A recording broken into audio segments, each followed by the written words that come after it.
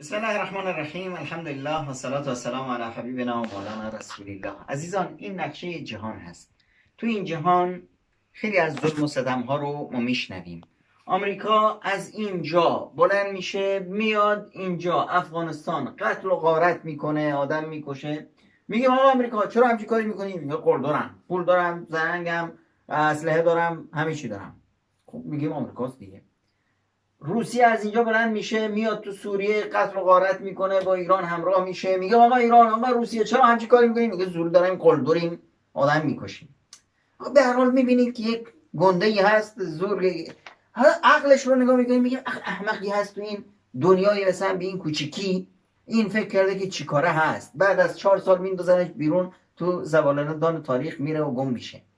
از همه اینها وقتی یک قصه رو براتون بگم که دیگه حیران میشید که عقل انسانی بیاد از یک مگس هم کمتر باشه. اینجا این منطقه رو میبینید، 4 تا کوهی که بین قرقیزستان و ازبکستان و افغانستان و چین اینقدر جا هست. تو اینجا یه احمقی اومده و امروز خبری به من رسید که انسان حیران میشه. شاید شما حیران بشید، اما من میگم که این دلیل بر نهایت این طاغوت هست. در این سوراخ این قدری اینجا 8 میلیون انسان زندگی میکنن. 8 میلیون انسان که 4 میلیونشون از دست این آقایی که اینجا هست یک کت خداست، فکر میکنه که برای خودش پادشاست. فکر میکنه یعنی چی؟ یعنی الان شما تصور کنید تو این دنیا تاجیکستان چه حجمی رو داره که یک کسی بیاد مثل امام علی رحمان بگه که آقا من فرعونم، انا ربکم الاعلی، ادعای خدایی بکنه. امروز خبر رسیده که در این جا یک پیرمرد 87 ساله، 87 ساله میدونید یعنی چی؟ یعنی شما عمرتون چقدر عزیز من؟ پدرت چقدره عمرش؟ پدر بزرگت چقدره؟ 87 ساله. 87 ساله یعنی یک انسانی که یه پاش تو قبره، یکی بیرون، همین امروز فردا میره. 5 سال حکم زندانی برای این پیرمرد. برای چی؟ حالا این چه جنایتی کرده؟ یعنی این فرد 87 ساله شما خودت بفهم که مثلا این چه از دستش میاد که چیکار بکنه. آقا این جنایتش چی بوده؟ جنایتش این بوده که این آقای فرعون برخی از انسانها رو گرفته زندان کرده، برخی از انسانهای مظلوم. حالا هر طرف رو گرفته زندانش کرده. خب پشت سرش خانوادهش وظیفهش کی هست؟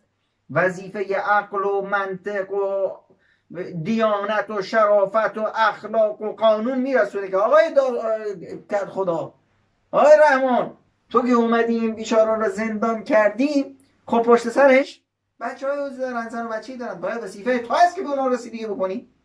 حالا این طرف هرچی میخواد باشه، قاتل است، هر کسی میخواد بخواد، وظیفه رسیدگی به اون خانواده اوناشون چی هست؟ این پیرمرد رفته کمک کرده به خانواده های افرادی که توی زندانن. نه آقا، این طاغوت میخواد اگر کسی رو من زندان کردم باید پشت سرش هر کسی هست از گرسنگی بمیرن. ببینید عقل، این عقل چیه؟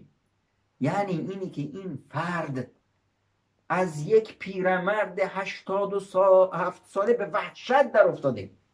یعنی چی؟ یعنی اینی که این فرعون گور خودش رو کنده.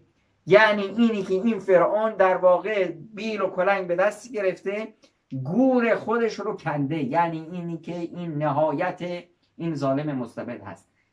هر وقتی ظالم مستبدی به این مرحله از خاری میرسه که از یک پیرمرد دست و پا افتاده 87 سال، 87 سالشه، از این شرم نمی کنه، از این جای پدرش نه، جای پدر بزرگ توه. تو باید میرفتی دست و پای این رو میلیسیدی. این پیرمرد رو میندازی توی زندان، از خودت خجالت نمیکشی؟ اما نه، این وحشتی هست که خداوند متعال در دل فرعونها گذاشته که یحسبون کل صیحة علیهم، اینها هر صدایی میشه فکر میکنن که نهایتشون رسیده. من در اینجا مژده میدم به ملت تاجیک که نهایت این فرعون رسیده و میگم که فرعون رفتی، به آه همین پیرمرد 87 ساله خواهی سوخت و به آه این ملتی که اینقدر بهشون ظلم کردی. این ظلم ادامه نخواهد داشت.